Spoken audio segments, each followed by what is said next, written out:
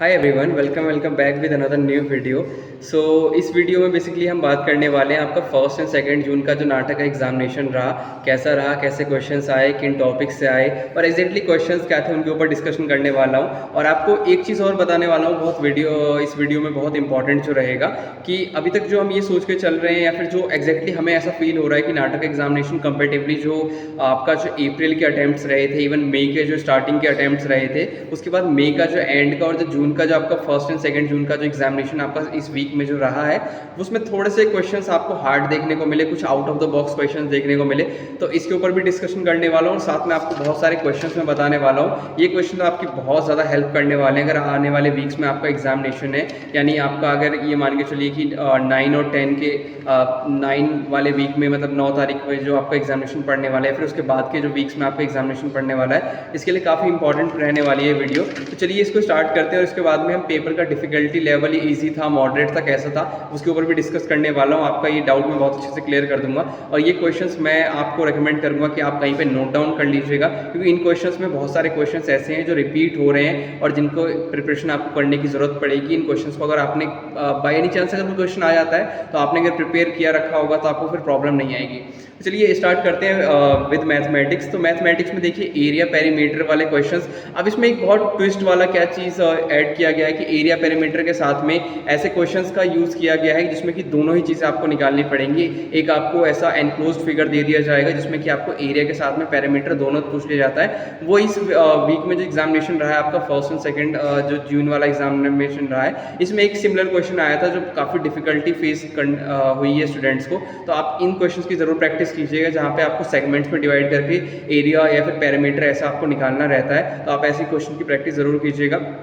Work and time के questions आए हैं, परसेंटेज रिलेटेड एज प्रॉब्लम आया है, न्यूमेरिकल सीरीज से क्वेश्चन आए हुए हैं। बार ग्राफ, ये बहुत ट्विस्टिंग या फिर कह सकते हो कि बहुत अच्छा टॉपिक जो इस बार का आपका निकल के जो आया है वो बार ग्राफ रिलेटेड क्वेश्चन आया है कि आपको थोड़े से bar graph related questions, percentage जिसमें आपको फाइंड आउट करने पड़ते हैं, ऐसे क्वेश्चंस देखने को मिले हैं। इसके अलावा मीन मोड मीडियन वाले फॉर्मूला बेस्ड क्वेश्चन आए हैं जिसमें आपको मीन मोड मीडियन का फॉर्मूला यूज़ करके जो होता है आपको क्वेश्चन सॉल्व करना रहता है, जो आपका बेसिक 9th-10th में क्वेश्चन आपने ही देखा होगा। ठीक है, इसके बाद में एपी और जीपी रिलेटेड क्वेश्चंस आए हैं, पाई चार्ट रिलेटेड क्वेश्चन आए हैं। पाई चार्ट में भी आपका सिंपल लाइक परसेंटेज वाले क्वेश्चंस ही आए हैं, जैसे बार ग्राफ में और पाई चार्ट में दोनों में ही आपको कुछ ना कुछ उसमें वैल्यूज दे दी जाती है, देन उससे पूछ लिया जाता है कि ये पर्टिकुलर वैल्यू जो कितना परसेंटेज है इसका। तो वो उतने ज़्यादा डिफिकल्ट नहीं है, बट कई बार जैसे पाई चार्ट वाले क्वेश्चन है वो डिफिकल्ट पूछे गए हैं, तो उनकी प्रैक्टिस आप जरूर कर लीजिएगा पाई चार्ट और बार ग्राफ वाले क्वेश्चंस का। और मैं रेकमेंड करूंगा एपी जीपी वाला टॉपिक आप जरूर देख लीजिएगा एक बार, एपी वाले टॉपिक से भी क्वेश्चन आ रखे हैं। देन इसके बाद प्रॉफिट एंड लॉस में देखिए कैसे क्वेश्चंस देखने को मिले, वो आपको मैं एक बार बता देता हूँ। लेट सपोज कि एक आर्टिकल आपने परचेज किया, उसको आपने सेल आउट किया, देन उसको सेल आउट करने के बाद में आपने मतलब जितने पे खरीदा था फिर उसको आप सेल किया, तो आपको प्रॉफिट लॉस कितना हुआ वो आपको सेलिंग प्राइस या फिर जो आपको कॉस्ट प्राइस है उसके अकॉर्डिंग निकालना रहेगा। इसके बाद एक क्वेश्चन और जो मुझे देखने को मिला जो आपका सरफेस एरिया एंड वॉल्यूम से था। इसमें क्वेश्चन क्या था कि आपको 5 सर्कल्स दिए गए थे, 5 सर्कल्स को आपको मतलब डाया बताया गया कि 5 सेंटीमीटर ईच जो है वो ऑल सर्कल्स का डाया है, मतलब कि 5 ऐसा था। तो उसको आपको एक बॉक्स के अंदर फिट करना है, तो आप उसको बॉक्स के अंदर कैसे फिट करोगे, लेट सपोज 1 2 3 4 5, तो आपको इन सब का पहले उसका कैलकुलेशन करना पड़ेगा कि कितना स्पेस ले रहे हैं। देन स्पेस लेने के बाद में आपको फिर उस हिसाब से बॉक्स का जो है डायमेंशन बताना पड़ेगा कि हमें इतने लेंथ का जो बॉक्स का रिक्वायरमेंट चाहिए रहेगा। तो आप सरफेस एरिया एंड वॉल्यूम वाले क्वेश्चन का ऐसा प्रैक्टिकल क्वेश्चन आए। लास्ट वाले वीक में आ गया था एक सिलेंड्रिकल केन आपको दी गई थी टोमेटो सॉस की, जिसमें 2 ऑप्शन थे आपके पास, लेंथ और विड्थ दिया गया था, और उसमें आपको पूछा गया था एक 50 रुपीज़ का, एक 70 रुपीज़ का है, इसमें मोस्ट इकोनॉमिकल कौन सा है, इसमें आपको मतलब कौन सा परचेज करना चाहिए। तो ऑब्वियस सी बात है जिसमें ज़्यादा वॉल्यूम आएगा वो आपको परचेज करना चाहिए। तो ऐसे क्वेश्चंस आप ज़रूर देख लेना। बाकी बात करते हैं इंग्लिश का। तो इंग्लिश में देखिए फिलअप्स सिमिलरली जैसे क्वेश्चंस आ रहे हैं वैसे के वैसे ही फिलअप्स वाले आ रहे हैं, जिसमें आपको एक लाइन दे दिया जाता है, 2-3 लाइन ऐसा कुछ दे दिया जाता है, उसमें आपको 2 फिलअप्स ऐसे या फिर एक फिलअप होता है कि इसमें आपको भरना होता है कि एप्रोप्रिएट वर्ड वहाँ पे क्या आएगा। तो ऐसे क्वेश्चन आप जरूर देख लीजिएगा। एंटोनियम सिनोनियम्स एज यूजुअल हमेशा की तरह, और पैसेज रिलेटेड क्वेश्चंस सिंपल है। ग्रामर के कुछ क्वेश्चंस ऐड किए गए हैं, वर्ब हो गया, एडवर्ब हो गया, इनसे क्वेश्चंस टेंस रिलेटेड क्वेश्चंस भी आए गए हैं। तो आप एक बार इसको ज़रूर चेकआउट कीजिएगा, जो बेसिक ग्रामर है उसको आप एक बार ज़रूर देख लीजिएगा। अब बात करते हैं एप्टीट्यूड सेक्शन की। तो एप्टीट्यूड सेक्शन में रीजनिंग वाले पार्ट की अगर मैं बात कर लूँ तो रीजनिंग वाले पोर्शन में 3D ऑब्जेक्ट के प्लान एंड व्यूज़ वाले क्वेश्चन सिमिलर देखने को मिले इस अटेम्प्ट में। मिरर इमेज देखने को मिले हैं, मिरर इमेज के साथ में क्लॉक रीजनिंग और डायरेक्शन। अब इसमें क्लॉक रीजनिंग में क्वेश्चन किस टाइप के देखने को मिले वो मैं आपको एक बार बता देता हूँ। लेट सपोज कि आपका 9:15 हो रहा है, ठीक है, 9:15 या 9 बज रहे हैं एग्जैक्टली। तो आपका जो आपको पता है कि 9 अगर बज रहे हैं तो आपका जो मिनट आर वाला जो हैंड होगा वो आर वाला हैंड किस तरफ होगा, वेस्ट वाली साइड में होगा कि 9 इस तरफ होगा। अब 12 की तरफ अगर ऊपर है तो आपका ये नॉर्थ की तरफ रहेगा। तो आपको बता दिया गया कि इतने टाइम पे आपका जो है एग्जैक्टली अगर देखा जाए तो हमारा एक वेस्ट है एक नॉर्थ है। ऐसे डायरेक्शन आपका हो सकता है कि लेट सपोज कि आपका दे दिया जाए कि 10:50 हो रहा है, 10:50 में आप कह सकते हो कि आपका प्रॉपर जो है ये नॉर्थ वेस्ट की तरफ है क्योंकि बीच में कहीं यहाँ पे लाई करेगा। देन इसके बाद आपसे क्वेश्चन क्या पूछा गया कि एग्जैक्टली 1 घंटे बाद या फिर 40 मिनट बाद जो है उसकी डायरेक्शन कहाँ पे होगी। तो आपको उसके लिए क्या आप सिंपल एक ड्रॉ कर सकते हो, ड्रॉ करने के बाद में आप उसको देख सकते हो कि उसकी मतलब डायरेक्शन किस तरफ से गई, पहले यहाँ थी देन उसके बाद उसकी डायरेक्शन नॉर्थ ईस्ट गई, नॉर्थ वेस्ट गई, वट। तो आपको ऐसा क्वेश्चन देखने को मिला है।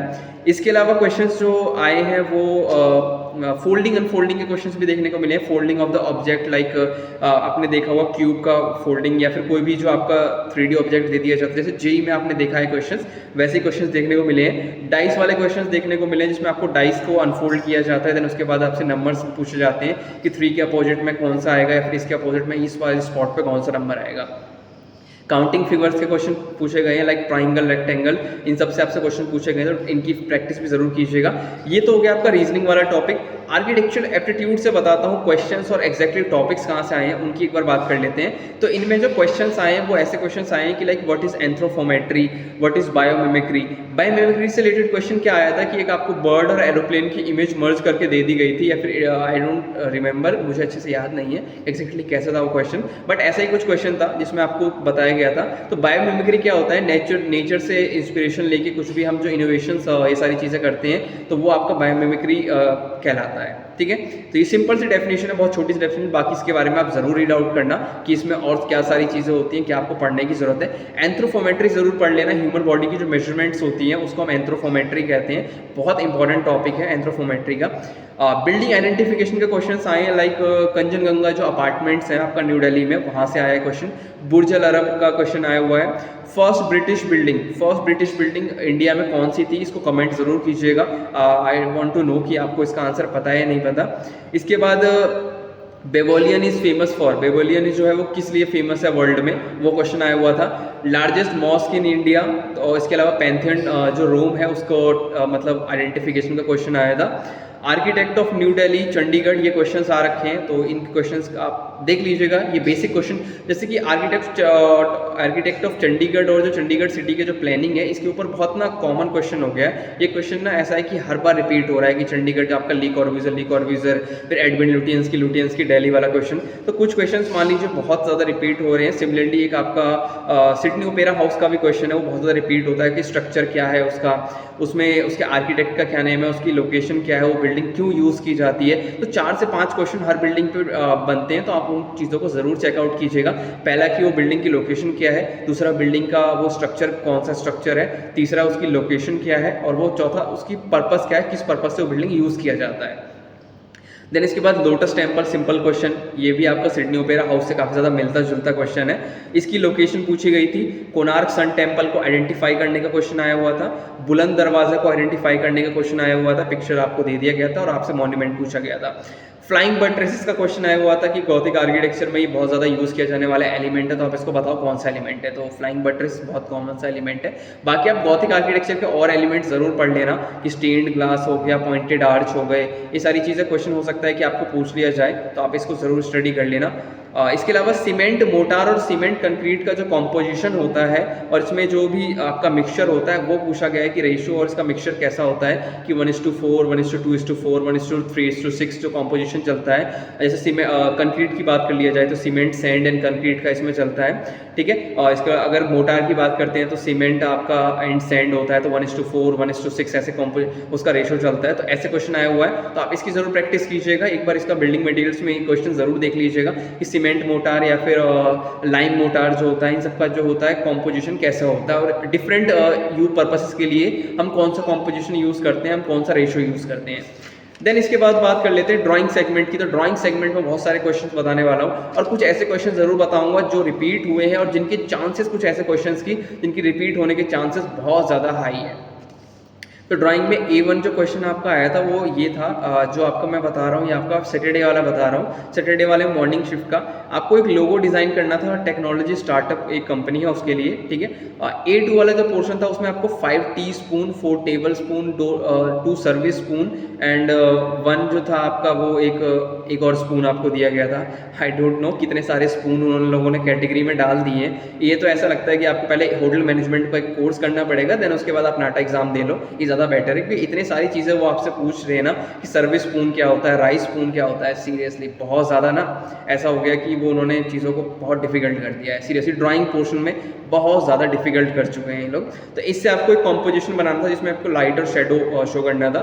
A3 वाला जो क्वेश्चन था वो आपको ट्राइंगुलर अरेंजमेंट में आपको सारे जो मॉडल्स थे, वो जो ऑब्जेक्ट फिगर्स दिए गए थे, उनसे आपको एक ट्राइंगुलर कॉम्पोजिशन क्रिएट करना था। इसके अलावा आपको क्या था, उसमें लाइट शेडो दिखाना था और उसको विजुअली बैलेंस्ड और हारमोनियस मॉडल होना चाहिए था, कि आपका विजुअली बैलेंस्ड होना चाहिए और वो आपका हारमोनियस होना चाहिए मॉडल। दूसरा सेट का क्वेश्चन बताता हूँ आपको मैं। एक 2D ग्राफिकल लोगो बनाना था, जो क्यूलिनरी आर्ट सोसाइटी, जो जैसे आप बात करते हैं क्यूलिनरी आर्ट सोसाइटी जो होता है, जैसे इसका अगर बात करते हैं तो लाइक कुकिंग हो गया, प्रिपरेशन हो गया, सर्विंग हो गया, तो ऐसे चीज़ों का इन्वॉल्वमेंट होता है, तो उसको हम क्यूलिनरी आर्ट सोसाइटी ये सब कंसिडर करते हैं। तो इसके लिए आपको जो था एक ग्राफिकल लोगो डिज़ाइन करना था, ठीक है। और इसके अलावा A2 वाला जो क्वेश्चन था, इसमें आपको stable interesting arrangement 5 different ceramic जो बाउल्स होती हैं, जो सेरेमिक जो बाउल्स जिसमें खाने की चीज़ें रखी जाती हैं, इनसे आपको एक बैलेंस कॉम्पोजिशन क्रिएट करना था। अब बात कर लेते हैं संडे के ड्राइंग पोर्शन की। तो संडे का ड्राइंग पोर्शन जो था उसमें A1 वाला जो क्वेश्चन आया हुआ था फर्स्ट सेट में, वो design A logo for a luxury sports car company using geometrical shapes and letters using 2 colours. आपको इसमें ज्योमेट्रिकल शेप्स और लेटर्स का यूज़ करके एक लग्जरी कार ब्रांड के लिए, एक लग्जरी स्पोर्ट्स कार ब्रांड के लिए आपको एक लोगो डिज़ाइन करना था।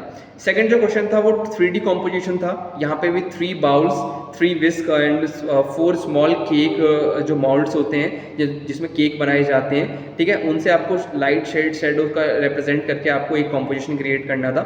सेकंड जो सेट का क्वेश्चन था वो आपको लोगो फॉर क्यूलिनरी आर्ट सोसाइटी, जो मैं ऑलरेडी बता चुका हूँ, क्वेश्चन रिपीट हुआ है, ठीक है। और A2 वाला जो क्वेश्चन था वो आपको 5 सीरियल बाउल्स, जिसमें आप सीरियल बाउल्स जो होते हैं, आपको बाउल छोटे छोटे जिनमें रखा जाता है सीरियल्स को, तो उनके जो 5 डिफरेंट शेप्स के बाउल्स थे उनसे आपको कॉम्पोजिशन क्रिएट करना था, जिसमें लाइट शेड शेडो आपको ये डिपेक्ट करना था।